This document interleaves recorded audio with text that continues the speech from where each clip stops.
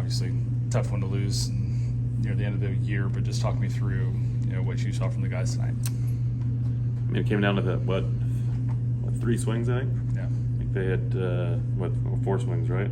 4 home runs. Yeah. So 3 2-run shots and a solo, and, I think the one that, a couple of them,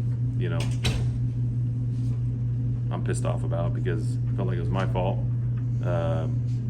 Walk, weather, hold, face the next guy.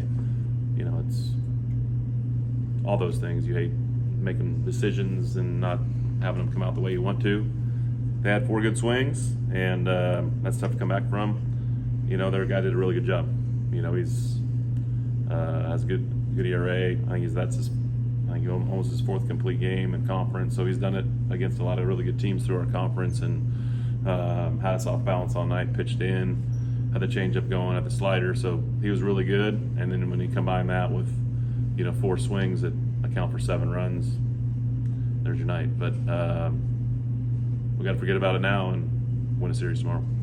You got to see a couple bullpen arms that we haven't seen in a minute. Bixby, Yep. Storm. What'd you see from those guys? You like what you saw?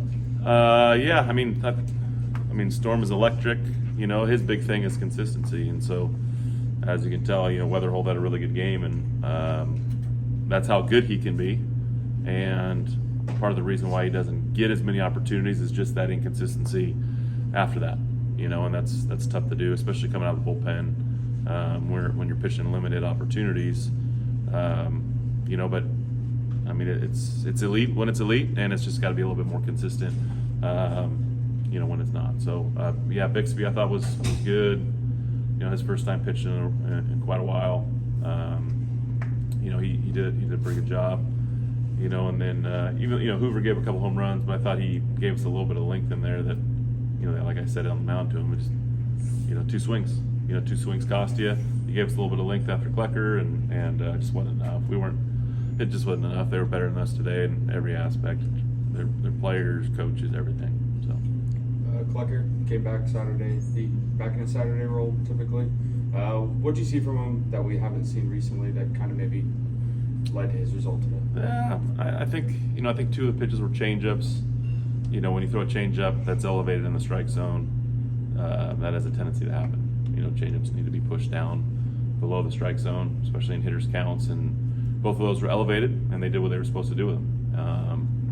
And so there are some good things in there, but again, for us to get to where we need to get to, we need to be able to have somebody take the bull by the horns and kind of, after Peyton, be able to say, hey, I'm the guy. Obviously last year that was Kleck. Kleck was the guy, and I think he's just gone through some different things this year where he's had a little bit of struggles, but we have a ton of confidence in him and who he is and what he's about and how he can pitch. Louis done it in flashes, and but the main thing is we need to be able to find someone after Peyton to be able to get us off to better start so that we can settle into the game and play our offense and not be coming back in games. And so I'm excited that guy's going to be Louis tomorrow. Do you consider tomorrow's game a must-win? I wouldn't say it's a must-win. I mean, obviously, I'd like to win. Yeah. Is it a must-win? I don't think it is. I think, our conference has beat itself up with the exception of, what Oklahoma's done. We're in a position right now, I think our RPI is probably going to be in the low 30s. In a really, really tough league that had, an extended, now we have 30 games. To get to 15 and 15 obviously puts us in a way better position going into the tournament. I don't think tomorrow is a must-win. I think our ball club is a ball club that can do some damage in a regional.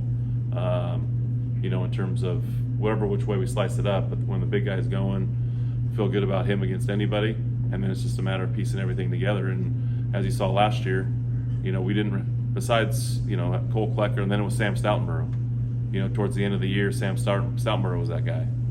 He kind of said, hey, I'm the guy after Klecker. And that's what we're looking for. Someone to consistently do that. And, when we do that, I think we've pitched at a high enough level and we've played a good enough offense for the most part. And it's at this time of year, it's just a matter of pitching and defense, which we've done pretty much the whole year.